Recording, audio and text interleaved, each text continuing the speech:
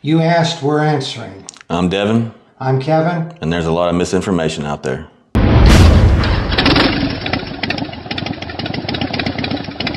So another question that we get all the time is which Thunder Torques are right for me? Which ones do I need to get? What size specifically? And I know you've done videos on this before, so if you maybe sum it up pretty quickly here. Yeah, it's really simple. The first thing you have to do is determine if you have baffles in your slip-ons or not. If you have no baffles in your slip-on, then you measure the inner diameter of your slip-on right near the exit. If it is 3 inches or larger, use the 2/58. If it's between 2 and 3 inches, use the 1/58. If it's less than 2 inches, use the 1/1/8. That's if you have no baffle. If you have a baffle, you have to measure the outlet size of the baffle hole. So you might have a 4-inch diameter slip-on, but inside that 4-inch diameter slip-on, the hole at the end of your baffle might only be 2 inches in diameter. If it's 2 inches in diameter, then you use a 1/58.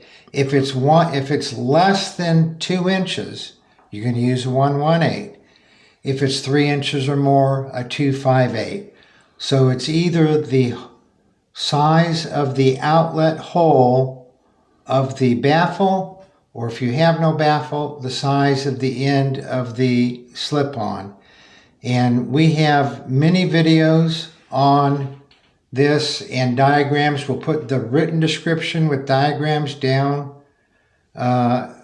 in the description below of this video. And we'll also put a video up in the corner of going through and not just showing which size, but also a video showing how to install the Thunder Torque inserts. It's pretty simple. Yeah. Seems simple enough. So if we have a particular exhaust, say like a factory exhaust that they don't want to gut, and the baffle stops, 3-4 inches inside, and it's a relatively small baffle opening, but then there's 3 inches of larger pipe after that, do you need to put a 1/1/8, like say a long thread 1/1/8 in front of that baffle and try to center it up in there? Or maybe try to go back that 1/2 inch to 1.5 inches, where the pipe is bigger than 3 inches, and put a 2/5/8 there. You need to take your measurement of what you're doing based off of where you're going to actually be able to install a Thunder Torques in your set of pipes, which there's a million different ones out there. If I'm talking to someone and they ask me that exact question, which has happened, I let them know a couple things. Number one, the purpose of the TTI is to stop reversion. Reversion begins as soon as the exhaust exits a smaller diameter pipe into larger diameter.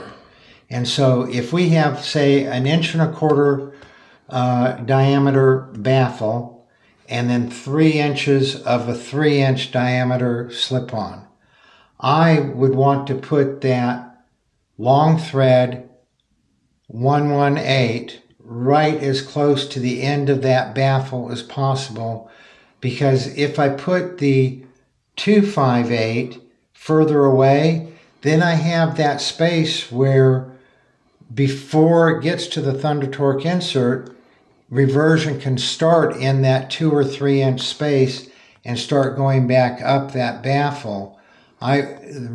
Reversion is the number one reason for putting the Thunder Torque insert in there, so that you don't have those dead spots or dips in the power band from the reversion. And so, no, if you put a 2/5/8 back a couple inches away, yes, that's going to stop some of the reversion that's going to occur when it hits the atmosphere, which is way bigger than going from a 1.5 inch to 3 inch, but you're still, I think, going to get the best by putting it as close to where there's a transition from a small pipe to a big pipe, or from the big can that has nothing in it to the outside world.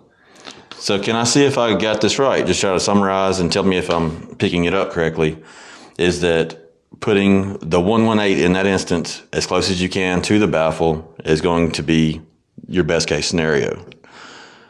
If for some reason in your exhaust you can't accomplish that for whatever reason, you're still going to get a benefit from putting it out at the end and using like a 258 in the 3-inch section of the pipe. Yes.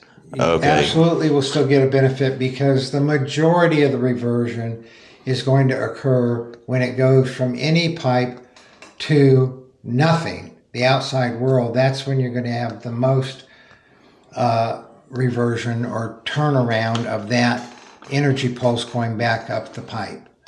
And you can accomplish that most reversion with either scenario, but Correct. you can get the most reversion stopped by putting the smaller one as close as you can to the baffle. Right. All right. We hope you found that information interesting and useful. We're going to have more of these short FAQs that Devin and I are going to be doing. So hit the subscribe button, hit the notification bell, so that when we come out with the next one, you'll know about it. And y'all ride safe out there.